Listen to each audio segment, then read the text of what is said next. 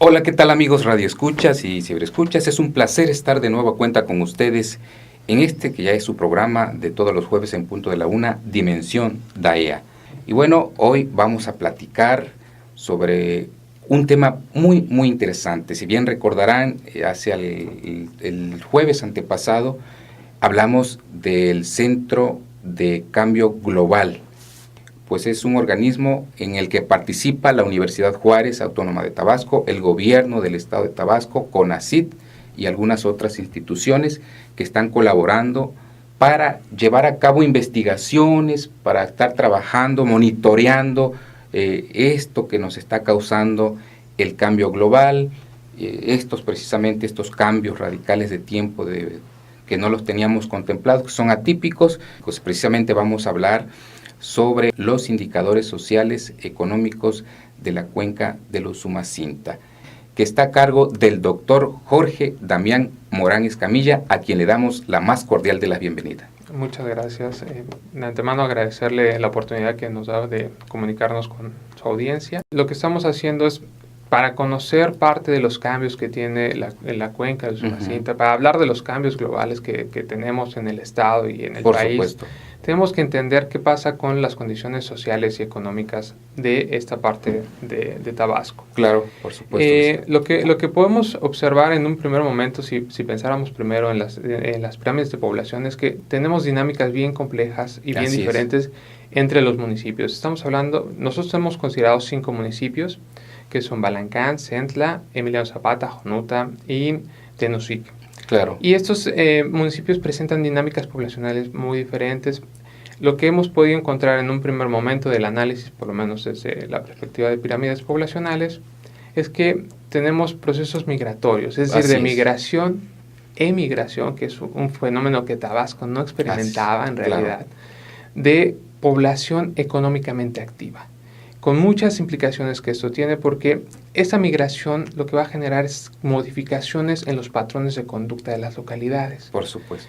Primero porque hay migración diferenciada. En algunos casos hay de hombres y mujeres, en otros solamente hay de hombres. Claro. Y eso va a traer modificaciones en las relaciones entre la familia, entre los vecinos. Hablamos de más de 7 millones de hectáreas que conforman la cuenca del Usumacinta, según lo que estaba informándome, que viene desde Centroamérica, Guatemala, el Petén, y que nos habla de una parte alta de la cuenca y una parte baja, que la parte alta pertenece a Guatemala y la parte baja a México, y de ahí los escurrimientos. Así es. Entonces, no sé si usted quiera explicar un poco más para que la gente entienda cuando hablamos qué es la cuenca del Usumacinta y lo que se está haciendo. Bueno, la cuenca del Usumacinta, como bien lo dice, podemos pensarla en términos hidrográficos, es decir, a partir del paso del río Usumacinta por estos municipios, o podemos pensarla en términos político-administrativos. Es una de las regiones que así lo han dividido el gobierno del estado para caracterizar a esta parte de la población tabasqueña que tiene algunas similitudes, pero como podemos reiterar, presentan diferencias entre ellos. Por supuesto. Es una parte que, por ejemplo, estos 5 municipios por sí mismos representan casi la mitad del territorio tabasqueño, es decir, son el 42% de la extensión territorial del estado. Pero, por ejemplo, el municipio más grande en realidad de la cuenca de Usumacinta, pues en realidad el que tiene mayor extensión pues es Balancán. Sin embargo, Centla es el que tiene la mayor población. A pesar de que no es el territorio más grande, es la que tiene mayor población. Y, no obstante, es Emiliano Zapata el que tiene una mayor densidad poblacional. Esto es obvio porque es el más pequeño de los municipios de esta región. Claro. Entonces, por obvias razones, pues su extensión su densidad poblacional, se concentra aún más. Un tema que quisiera resaltar en ese sentido es, por ejemplo, la condición de estos municipios. Estos municipios son rurales en su mayoría. Claro. Y solamente adquieren una escala de urbano medio los de Emiliano Zapata y Tenosique. Eso tiene que ver porque la población está concentrada, una gran cantidad de población está concentrada en las cabeceras municipales de esos municipios. Estamos hablando de que son municipios que en el caso de Emiliano Zapata tienen de 15,000 a 15,000 a casi 30,000 habitantes en la cabecera municipal, mientras que en Tenosique la cabecera municipal se concentran de 30,000 a 50,000 habitantes. Y esto tiene una repercusión en términos de las presiones sobre los recursos. Claro. Porque se necesita cada vez una mayor extensión territorial para poder cubrir las necesidades del crecimiento de la ciudad y de la población, pero también se requieren más recursos para dar satisfacción tanto de los bienes como de los servicios que se ofrecen a la población. Entonces es importante considerarlo porque eso empieza a tener un impacto directo en el medio ambiente. Por supuesto. Y tomando en cuenta que la base de la supervivencia es la agricultura y la ganadería. Así es. ¿No? Así es.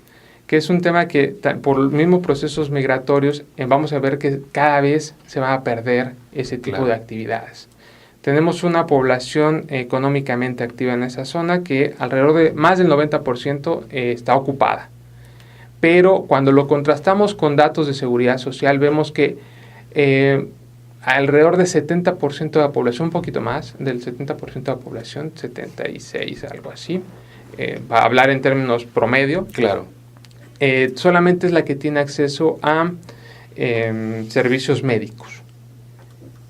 Pero llama la atención que los servicios médicos de los cuales se reciben son por parte de Pemex, Defensa o Marina, lo cual nos habla de que, primero, esta población que no tiene acceso a ISSSTE, a IMSS, está empleada en actividades informales o es de autoconsumo.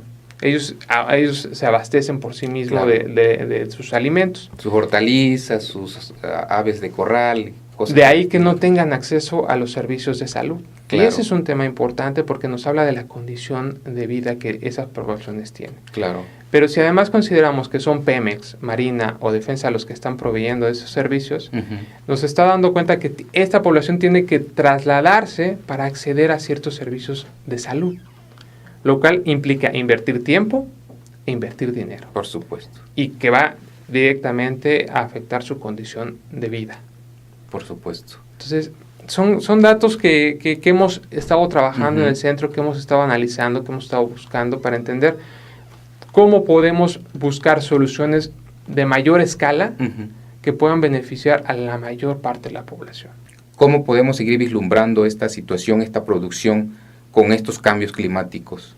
Bueno, lo que hemos encontrado es que la población, hay algunas localidades con las que estamos trabajando más directamente, ha empezado a encontrar problemas con las alteraciones del clima, por empezar por un tema, ¿no? En ese sentido, los cambios, como son poblaciones que dependen de agricultura de temporal, claro, las alteraciones en el clima, al no saber cuándo es el momento indicado para poder sembrar, ponen en riesgo su cosecha. Entonces, eso altera directamente su condición porque, como decíamos, muchos de ellos dependen del autoconsumo.